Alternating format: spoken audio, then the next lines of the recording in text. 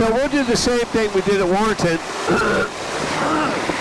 The winds are out of the southwest, we'll land to the south. You'll have a little bit of a right crosswind. You'll be coming in over the barnyard and the cows, but the engine will be quiet. Okay. So no problem with that. Unless you're low and need lots of power to fix your mistake. Yeah. In which case, you will never hear the end of it.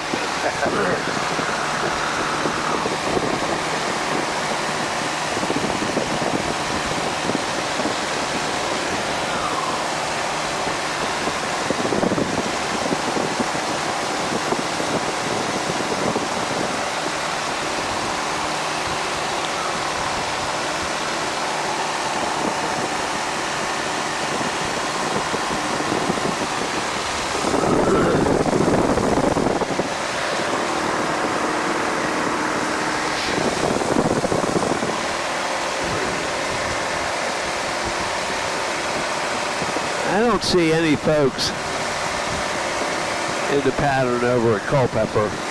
We just keep an eye as you come in on base. If I would think they'd be landing 2-2, so there'll be a downwind coming at us if someone's coming at us. But I don't see anybody right now. Should I make a right pattern? It's entirely up to you. You can fly a left pattern and stay further away from Culpeper. Yeah. You know. But I don't, like I said, I don't see anybody anyhow. The lake will give you, when you get up, you can see reflective on it. You'll get a great windsock out of the lake.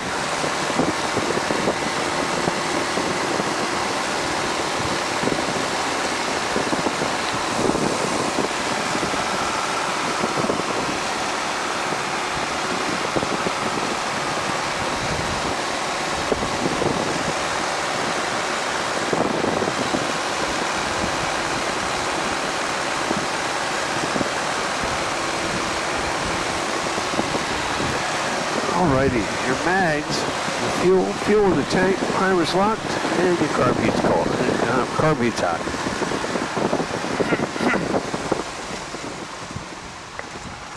I think we're right in the field. Yep. Okay, we're going over them. Yeah, you can, just stay high so you don't need power and scare the bejeepers out of them. Okay. Or else you're going to have to get out of the airplane and explain to these cows why you blew their cool on a beautiful afternoon. Yeah.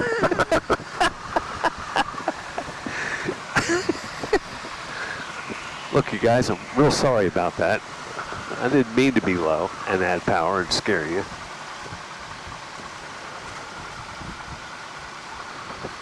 I think you can just close the throttle and slip on in. They'll be fine. They don't even know you're here. Man, that was well done. Dang.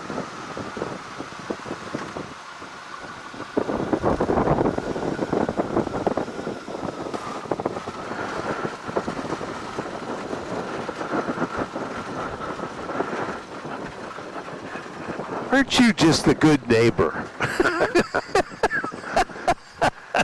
Such a sensitive, caring pilot. So you think going out which way? Yeah, we gotta go out that way. Yeah. I mean, the wind is the reason, but if it was calm, we'd still go that way because you'd be taking off that way and scare the bejeebers out of them when you went through that slot. Yeah. At least this way, they'll hear all the noise revving up and they can look up. And man, not one of those, I know they're all looking down eating grass, but not one of those cows looked up and went, holy, that was well done. Does he fly his Cub much? He does. Larry he's an avid pilot. He loves flying.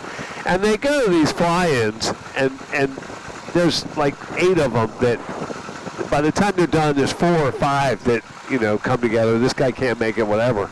And they all fly formation to these fly-in things. It's pretty cool.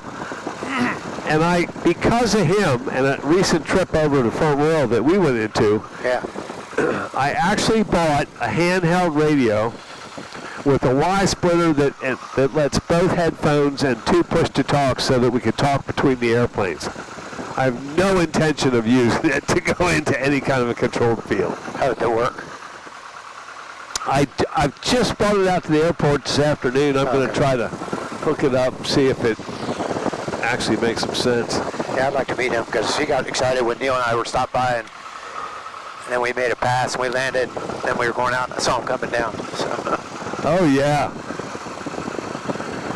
He is such a nice guy. Very easygoing.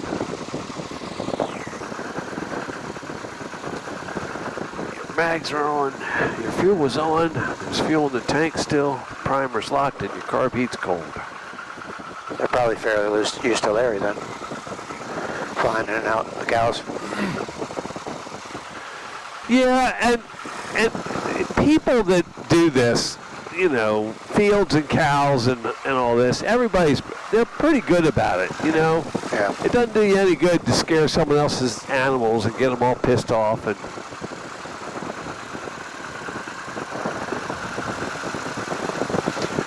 the guy who owns this farm owns, is it called Muthru? Yeah. Down there at 29 and 28? Yeah. Yeah, he owns Muthru.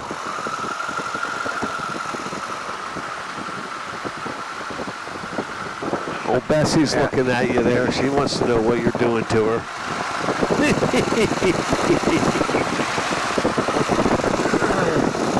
Whenever you're ready, the airplane's set. Okay.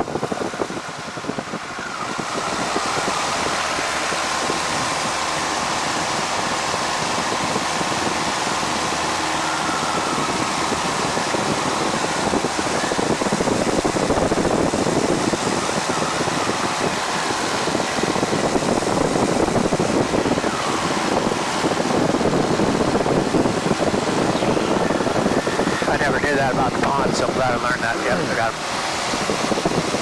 I'm sure that's a Culpeper traffic.